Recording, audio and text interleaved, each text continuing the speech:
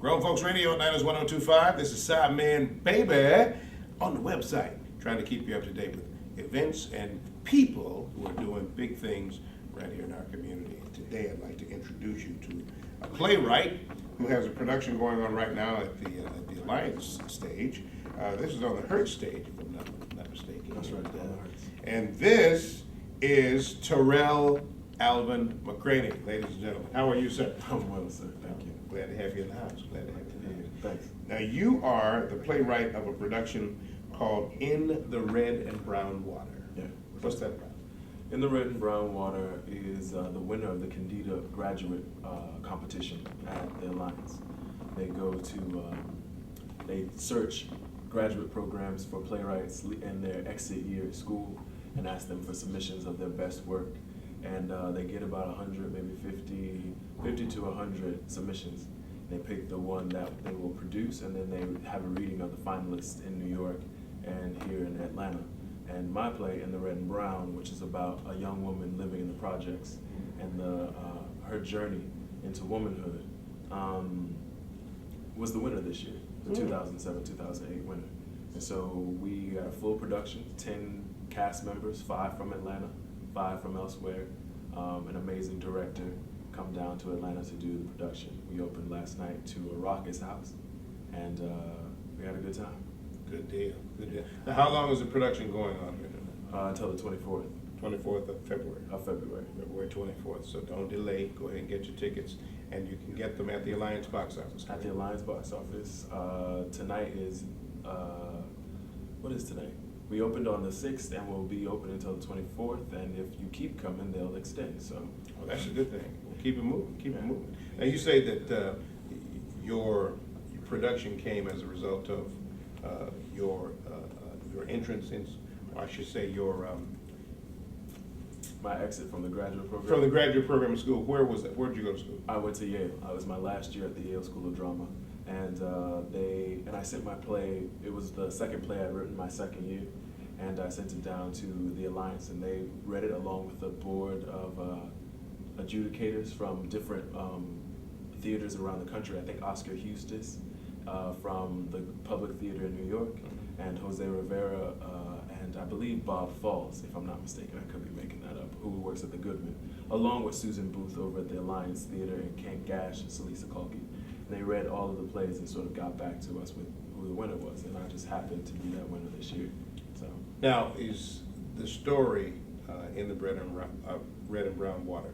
It's about a young lady named Oya. Oya, yes. Oya. Okay. So if Oya, is she someone that you knew, someone that you kind of developed from a personal connection or relationship, or is she someone who's a mixture of a lot of different people? Yes and no.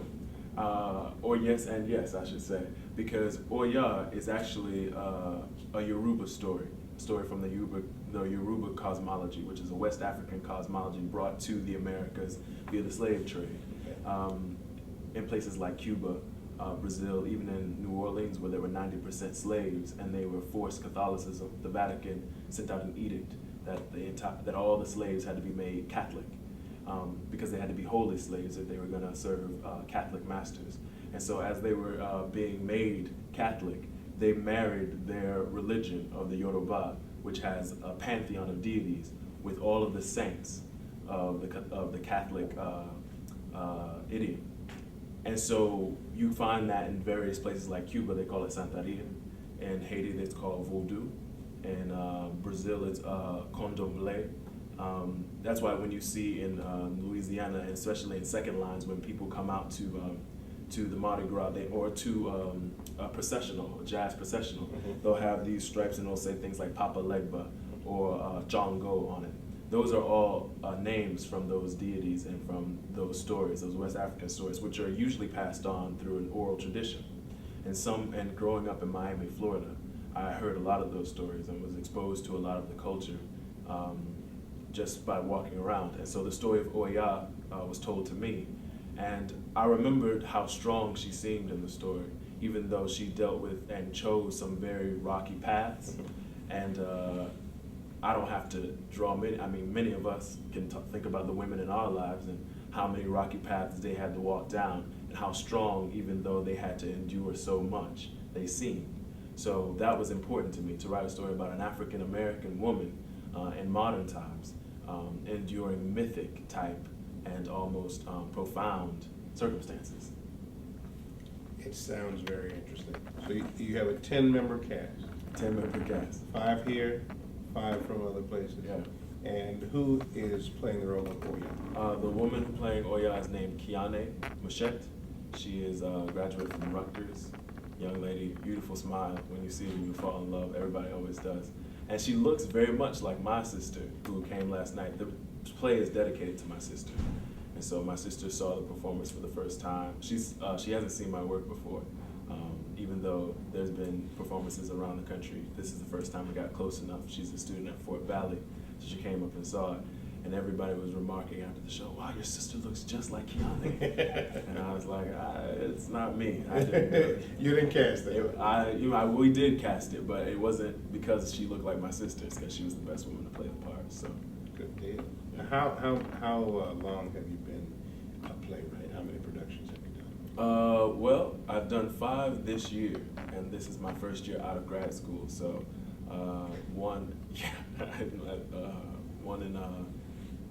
we had 2 in New York at the Public, and then we just closed a show at the Young Vic in London.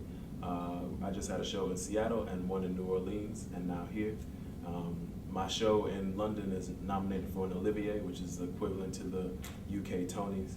So I'm doing okay for my first year out of school. You're doing big. You're doing big things. Yeah. And we've got big plans for you as well. I say that as if I'm going to make a difference like that. But I am going to make a difference. Well, I'm from going your to mouth support to you. hey, that's all. I'm going to support you. That's all I ask. And we've been going around to the schools, the high schools in Atlanta, talking about the play and just writing in general. And you all have an incredible and impressive source of young artists.